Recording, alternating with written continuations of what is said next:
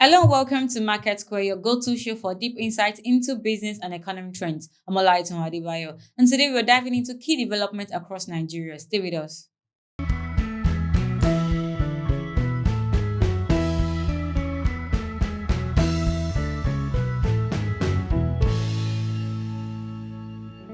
Welcome back to MarketSquare.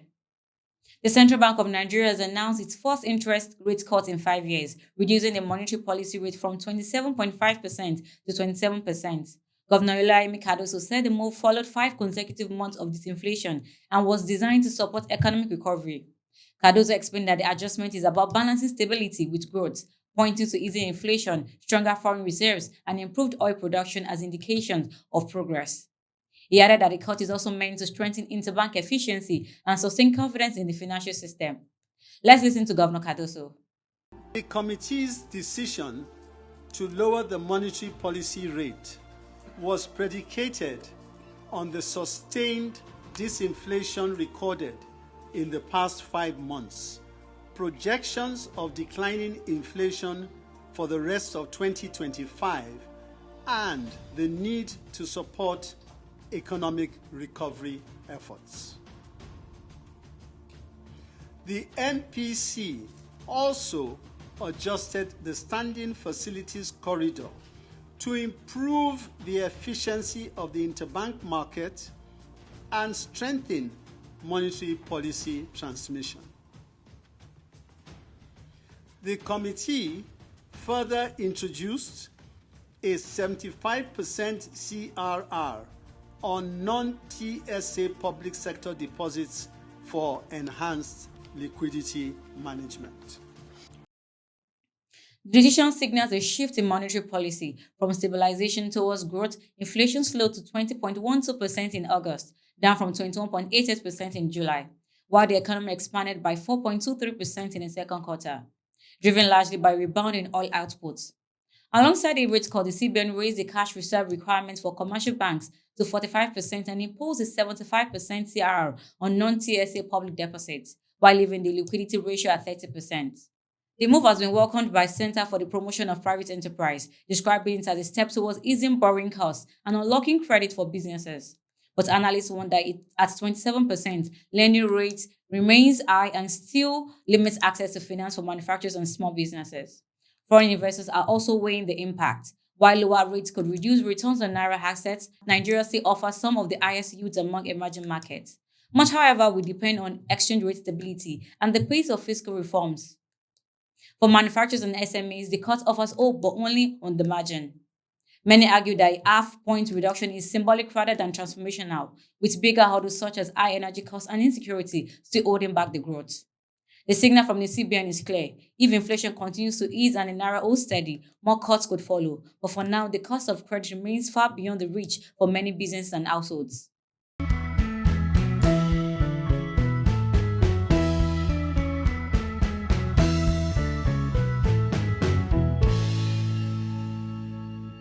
Still on the economy, the Federal Inland Revenue Service has come out strongly in defense of the government's borrowing strategy, framing debt not as a crisis, but as a legitimate tool for growth and infrastructure financing.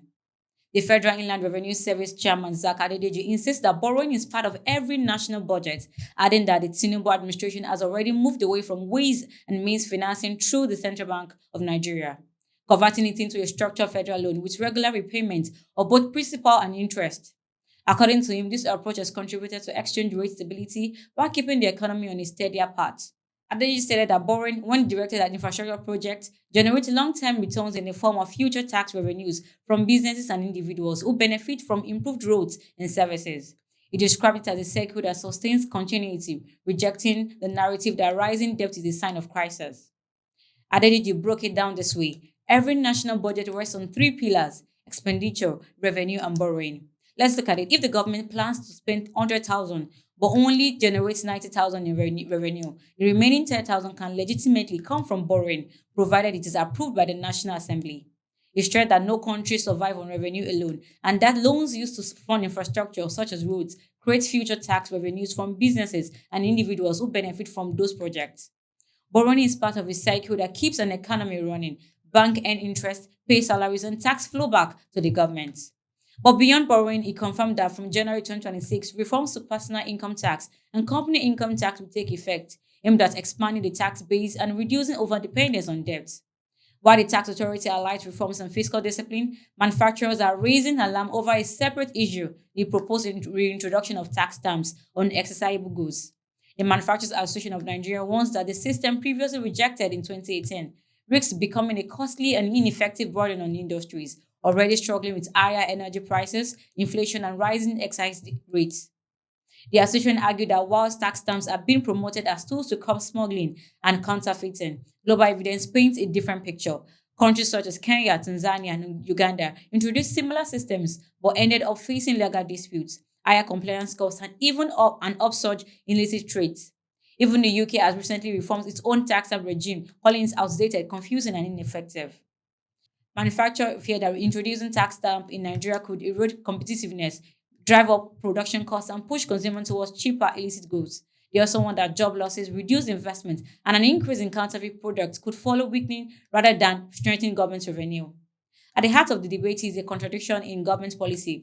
While the 2025 tax has promised relief from multiple levies, a new tax stamp risks clawing back those gains, effectively creating a hidden tax under the guise of compliance.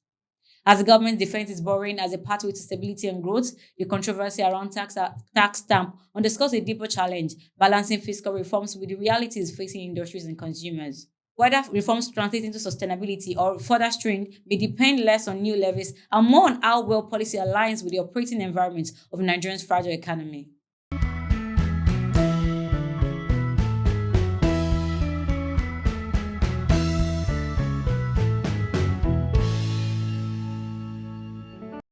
Away from borrowing and taxes, the central bank is also warning that abuse of the naira is driving up printing costs. The Central Bank of Nigeria's fresh warning on naira abuse is not just a moral appeal, it carries serious economic weight.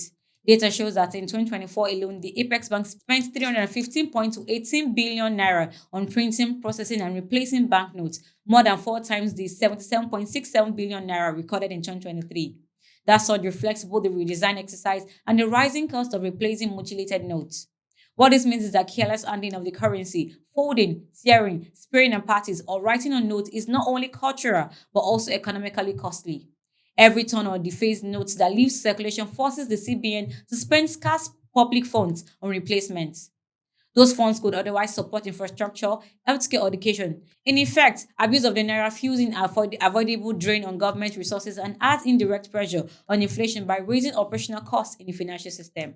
Let's start with the fiscal angle. Reprinting and distributing banknotes is a recurring cost for the central bank. When the cost rises, it reduces fiscal space. The central bank's cash processing outlets either come from reserves or add to the operating costs that ultimately affect budget choices. Higher currency management expenses therefore has an opportunity. Cost money spent on replacing notes is money not spent on investment or easing other pressures in the system. There is also a direct effect on daily commerce. Market shops and small businesses depend on clean fit notes to complete sales quickly. Damaged notes slow transaction, cost refusals, and increased time spent verifying or splitting payments. The result is lower productivity, longer queues, higher transaction costs, and lost sales.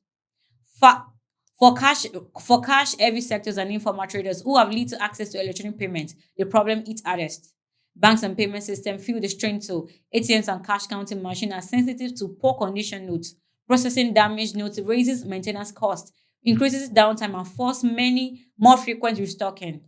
Cash in transit operation must run more trips to replace rejected notes, raising security and logistic costs. Those expenses feed back into the bank charges and ultimately into the cost of credit and service for customers. On monetary policy, the effect is indirect but real. Replacing notes one for one does not by itself expand the money supply, but sustain currency abuse that force large-scale reprinting and redistribution raises operational burdens for the central bank and complicates liquidity management. If demand for fiscal cash spikes and the central bank responds by printing additional notes without matching sterilization operations, it risks adding to the money growth pressures. Even when that does not happen, the heavier administrative load reduces policy agility. The impact extends to business and households. Mutilated notes clock transaction, frustrate trades into markets, and weaken public confidence in cash. For a country still heavily cash dependent, despite progress in digital payments, the cost is twofold: higher fiscal spending for the state and reduced efficiency for citizens. As Dr. Balabelu put it, if nothing changes, Nigeria will keep bearing the consequences. The timing of this campaign is also significant. With the festive season approaching, demand for cash will spike. The CBN has promised adequate supply of notes, but hoarding and abuse constrain distribution network, forcing more spending on logistics and replacement. At the core, this is about more than clean notes. It's about currency integrity and economic efficiency. A weak, dirty, or unreliable currency chips away at national pride and can undermine faith in the broader financial system. For the CBN, reducing waste on note replacement is as much a cost saving strategy as it is a confidence building measure. Nigeria cannot afford to keep burning millions on replacing currency avoidably damaged by its citizens. The economic case for handling the Naira with care is as strong as the patriotic one. The Naira handling problem is not cosmetic. It drains public funds, raises business costs, reduces transaction efficiency, and chips away at confidence in the payment system. Fixing it would save money, speed up commerce, and strengthen the currency's role in the economy. The sooner behavioral, technical, and policy measures are combined, the quicker those savings will appear on the balance sheet and in people's wallets.